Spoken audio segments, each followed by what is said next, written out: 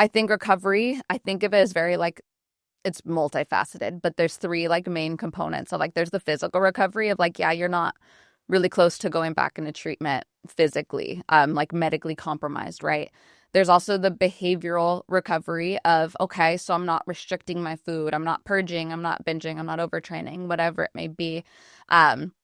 But I'm still very tied down to these thoughts. Maybe that's the time when someone finds another coping mechanism, if they turn to self-harm or substance use, or they don't turn to another coping mechanism, but they're just depressed and anxious and it's really hard. And then there's the other side of like, you no longer identify yourself with this thing. You have like a new identity, basically.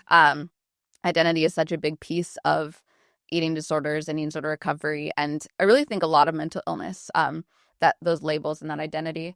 And so I think once that identity piece is gone, and even when there's thoughts of, I'm not enough, I'm not worthy, knowing what to go back to and what your ultimate source of truth is to really deflect from those thoughts. What's your proof that you are enough, or what you're doing is quote unquote enough? What does enough really mean?